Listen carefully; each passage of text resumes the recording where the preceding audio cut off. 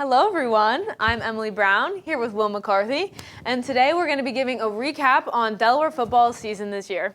Well, long time no see, Emily. I know, it's been a couple weeks. Right, it feels like we were just up here, to be honest, talking football. Last time was NFL, a little bit of Lions, a little bit of Kansas City Chiefs, but this time, something that hits close to home, something that Emily and I both know very well, Delaware football. There's nothing better, really. Oh, absolutely not. And this is Delaware's first year playing FBS football as they just moved into Conference USA. So to start off, let's just look at the schedule that they've had this season.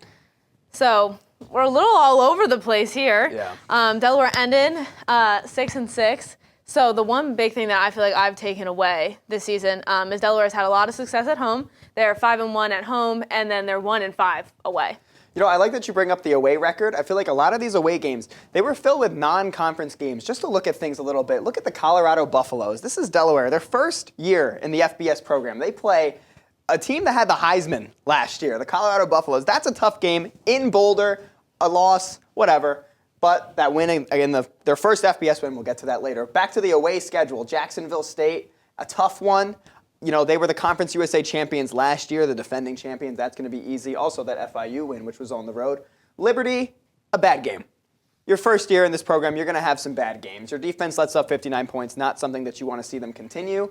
Go over here, Sam Houston, that's another tough loss. The offense just could not get things going against a backup quarterback against Sam Houston as well. Not too good. Wake Forest, another one of those games where you're playing out of your league, an ACC opponent. Similar to Colorado, not one that's going to go your way. Now, for the home games, a game that they were not supposed to win, the game against UConn. UConn is a pretty strong team, and Delaware was by no means favored to win this game, but they did end up winning and got their first FBS win as an FBS program.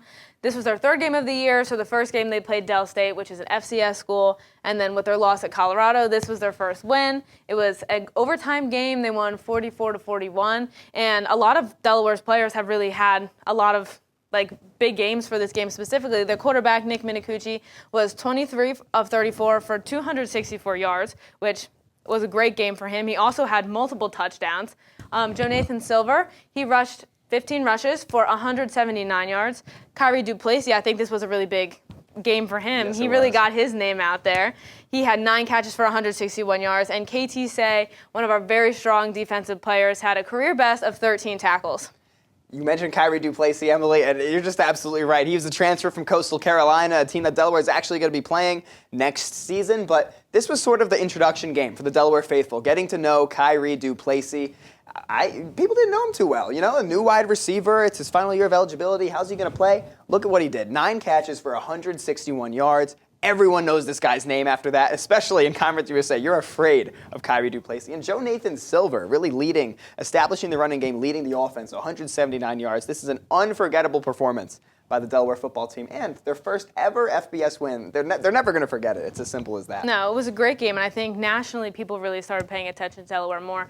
But one player that throughout this whole year people have been talking about is quarterback Nick Minicucci. He has had a lot of success this season. He currently leads Conference USA in passing yards and overall offense, and he's the second quarterback in program history to throw 20 touchdowns and rush for 10 touchdowns in a single season, and was one of 36 players for the Davey O'Brien Award, quarterback award for the class of 2025. So that's only one of 36 quarterbacks throughout the entire nation. So really this has been a great year for him. And can you believe he's QB2? I mean, this was Delaware's backup quarterback coming into the season. An unfortunate injury to Zach Marker in that first game against Delaware State. But Nick Minicucci just rising to the occasion, becoming one of the best quarterbacks nationally. I'm going to say it. It's true. Look at the numbers. But now it begs the question. Zach Marker's announced his transfer from Delaware. Nick Minicucci is going to hopefully stay with the Blue Hens. Then you have Braden Streeter. Will Minicucci be QB1? Could Braden Streeter leapfrog him? Is Minicucci going to be that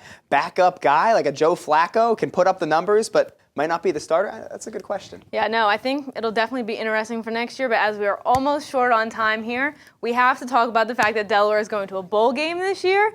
Typically for a first year FBS program, they don't have the opportunity to be bowl eligible. But their win against UTEP got them to 6 wins, and not enough teams this year, shout out to Alabama, for beating Auburn, got 6 wins, which allows them to get a ball game. But where will they go? That's That's a great question. That's the question we're all asking, and big shout out to Alabama. But Conference USA has links to numerous bowl games throughout the country. There's ones in Florida, Alabama, New Mexico, South Carolina. The Myrtle Beach Bowl has been talked about, the Fenway Bowl. Delaware, it's just an astounding achievement that they made it to a bowl game in their first season at FBS, something that should not have happened.